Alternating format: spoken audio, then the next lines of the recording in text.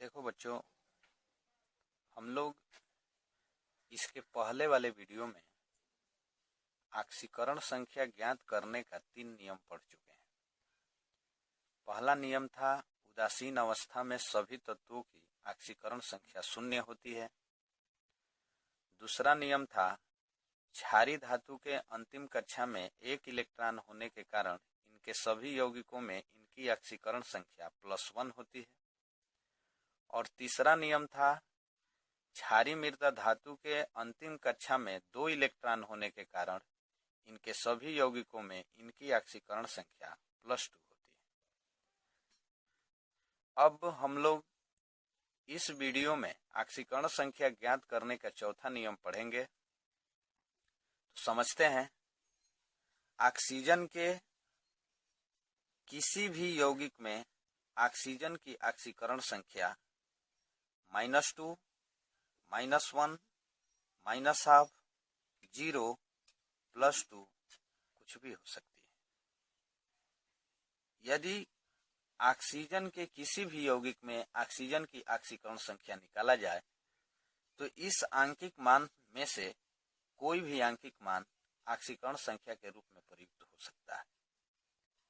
तो आइए इस बात को समझते हैं कि ऑक्सीजन की ऑक्सीकरण संख्या -2 कब होती है, -1 कब होती है, -12 कब होगी, 0 कब होती है। इन बातों को समझते हैं। देखिए, कंडीशन फर्स्ट है, जब ऑक्सीजन की ऑक्सीकरण संख्या -2 प्राप्त हो तो -2 ऑक्सीकरण संख्या ऑक्सीजन की कब आएगी। सामान्य अवस्था में ऑक्सीजन की ऑक्सीकरण संख्या ऑक्सीजन के अधिकतम यौगिकों में -2 होती है। ऑक्सीजन के ज्यादा से ज्यादा यौगिकों में इनकी ऑक्सीकरण संख्या -2 होती है, क्योंकि ऑक्सीजन का परमाणु क्रमांक 8 होता है। उसके अंतिम कक्षा में 6 इलेक्ट्रॉन होते हैं और वह अपनी अस्थायी अवस्था को प्राप्त करने के लिए 2 इलेक्ट्रॉन ग्रहण करता है, जिसके कारण ऑक्सीजन पर डबल नेगेटिव चार्ज उत्पन्न होता है, जो ऑक्सीकरण संख्या को प्रदर्शित करते हैं। जैसे सोडियम ऑक्साइड में सोडियम तथा ऑक्सीजन की ऑक्सीकरण संख्या बताइए। तो आप जानते हैं कि सोडियम ऑक्साइड में सोडियम क्षारीय धातु है और क्षारीय धातु के अंतिम कक्षा में 1 इलेक्ट्रॉन होने के कारण इनके सभी यौगिकों में इनकी ऑक्सीकरण संख्या +1 प्राप्त होगी, यानी सोडियम की ऑक्सीकरण संख्या +1 होगी। अब ऑक्सीजन की ऑक्सीकरण संख्या को डिफाइन करना है, तो सोडियम ऑक्साइड जब इस पर कोई चार्ज नहीं है तो इक्वल जो है 0, इस पर कोई चार्ज नहीं है इस यौगिक पे।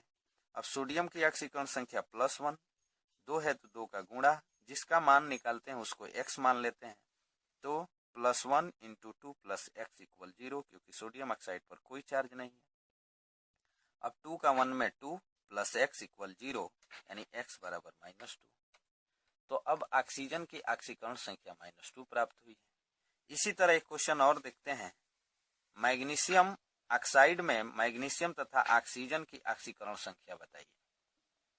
तो मैग्नीशियम ऑक्साइड में मैग्नीशियम की ऑक्सीकरण संख्या +2 होगी, क्योंकि नियम नंबर 3 में पढ़े हैं कि क्षारीय मृदा धातु के अंतिम कक्षा में 2 इलेक्ट्रॉन होने के कारण इनके सभी यौगिकों में इनकी ऑक्सीकरण संख्या +2 प्राप्त होती है, यानी मैग्नीशियम की ऑक्सीकरण संख्या +2 होगी।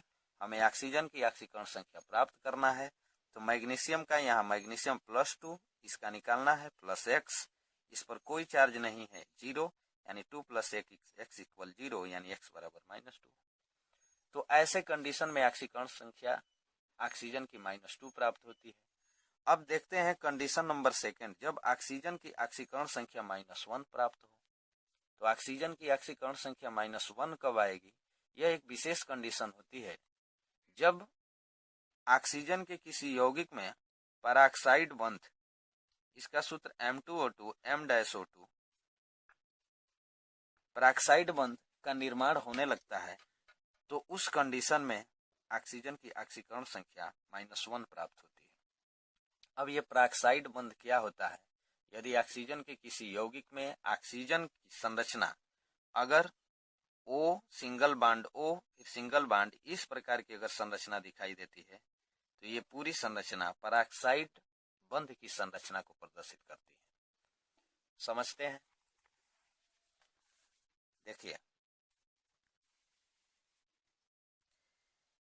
अब आपको बताए हैं कि पराक्साइड बांड यानी उसका सामान्य सूत्र बताए हैं M2O2 और M-O2। इसमें M का मतलब है फर्स्ट ए वर्ग के तत्व hydrogen, lithium, sodium, potassium, rubidium, caesium, francium, ये क्षारीय धातु, और M- का मतलब है सेकेंड ए वर्ग के तत्व beryllium, magnesium, calcium, strontium, barium, radium, ये क्षारीय मृदा धातु। यानी जब पराक्साइड की कंडीशन आएगी तो ये दो सूत्र का यूज किया जाएगा और इस M के जगह पर इस क्षारीय धातु को रखा जाएगा और M- के जगह पर क्षारीय मृदा धातु को रखा जाएगा। जैसे समझते हैं, अगर हम यहाँ M2 के जगह अगर M के जगह H को रखेंगे तो H2O2 बनेगा, जिसे हाइड्रोजन पराक्साइड बोलेंगे। अगर यहीं पर सोडियम को रखेंगे तो Na2O2 बनेगा, जिसे सोडियम पराक्साइड बोलेंगे। इसी तरह यहीं पर पोटेशियम को रख दें तो K2O2 बनेगा, जिसको हम पोटेशियम पराक्साइड कहेंगे। तो देखते हैं, H2O2 हाइड्रोजन पराक्साइड में ऑक्सीजन की ऑक्सीकरण संख्या बताइए। तो आपको पता है, हम पहले पढ़ा चुके हैं कि क्षारीय धातु के अंतिम कक्षा में एक इलेक्ट्रॉन होने के कारण इनके सभी यौगिकों में इनकी ऑक्सीकरण संख्या +1 होगी। तो हाइड्रोजन क्षारीय धातु है और इसकी ऑक्सीकरण संख्या इसके सभी यौगिक में +1, यानी हाइड्रोजन की ऑक्सीकरण संख्या +1। ऑक्सीजन की ऑक्सीकरण संख्या को डिफाइन करना है तो उसको x मानेंगे, या इस पर कोई चार्ज नहीं है तो इक्वल में 0 रखेंगे, यानी H2A2 = 0।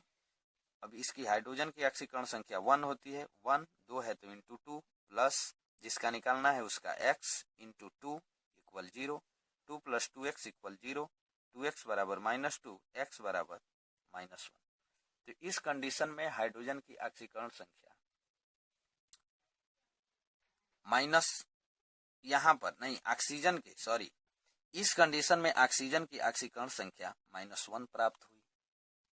इसी तरह NO2O2 में अगर निकालेंगे ऑक्सीजन की ऑक्सीकरण संख्या तो जानते हैं सोडियम क्षारीय धातु है और इसके अंत में एक इलेक्ट्रॉन होने के कारण इनकी ऑक्सीकरण संख्या +1, यानी सोडियम का +1 इंटू 2 प्लस जिसका निकालते हैं उसका x इंटू 2 = 0, क्योंकि इन पे कोई चार्ज नहीं है, और यहाँ से 2 + 2x = 0, तो 2x बराबर -2 यानी x बराबर -1 प्राप्त हो जाएगा। तो आपको बता दें, ये विशेष कंडीशन होती है। अगर इसकी संरचना की बात करें तो संरचना में अभी बताए हैं कि जब ऑक्सीजन के बीच इस प्रकार का बंध दिखाई दे, यहाँ पर 2 हाइड्रोजन है तो एक हाइड्रोजन इधर हो जाएगा, एक हाइड्रोजन इधर हो जाएगा, यहाँ पर पराक्साइड की कंडीशन दिख रही है, यही पराक्साइड बंध होता है।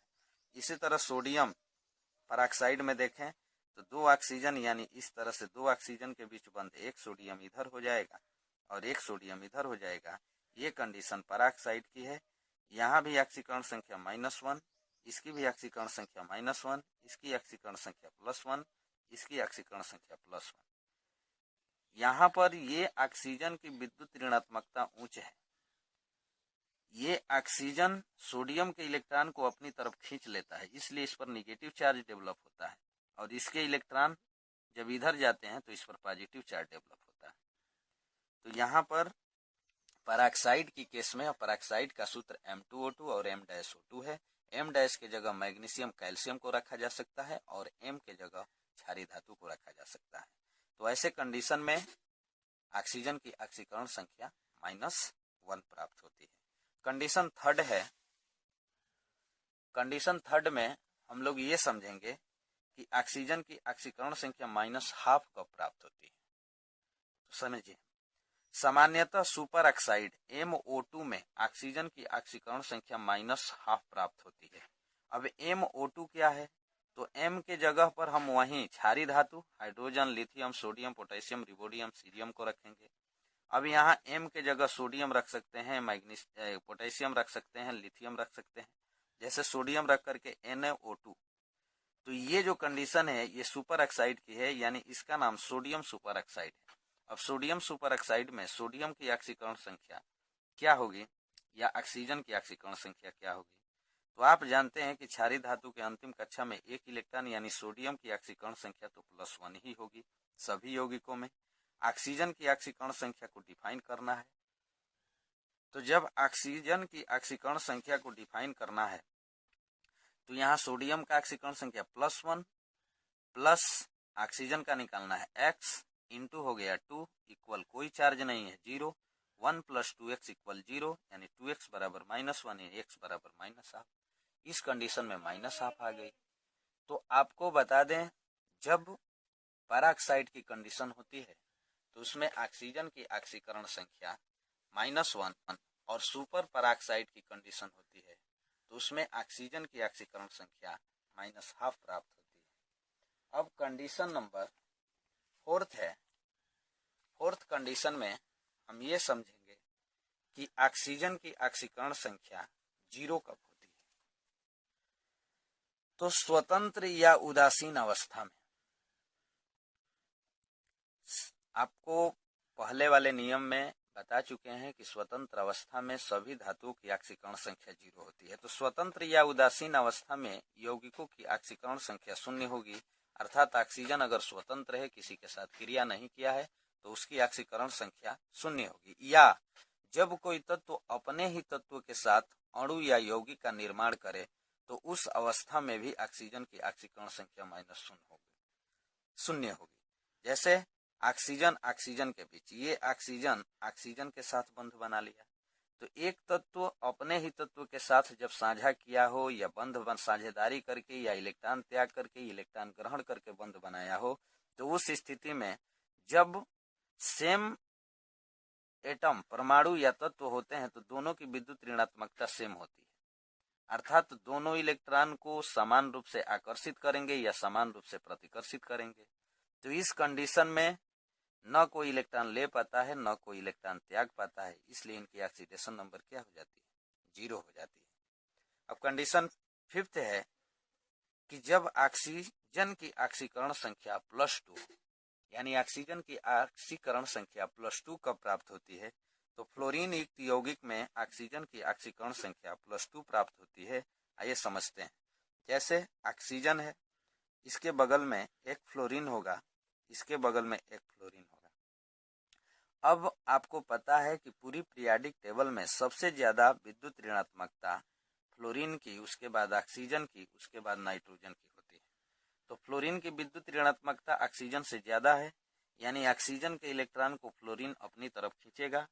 जब ये अपनी तरफ इसको खींचेगा तो इस पर फ्लोरीन पर एक पार्शियल नेगेटिव चार्ज डेवलप होगा और इस पर पार्शियल पॉजिटिव चार्ज डेवलप होगा। फिर ये फ्लोरीन जब इधर से एक इलेक्ट्रॉन, ऑक्सीजन के एक इलेक्ट्रॉन को अपनी तरफ खींचेगा तो इस पर फिर पार्शियल पॉजिटिव चार्ज डेवलप होगा और इस पर पार्शियल नेगेटिव चार्ज डेवलप होगा।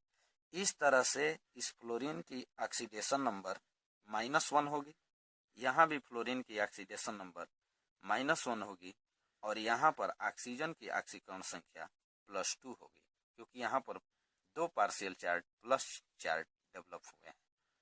तो इस तरह जो है ऑक्सीजन की ऑक्सीकरण संख्या को हम लोग डिफाइन किए हैं।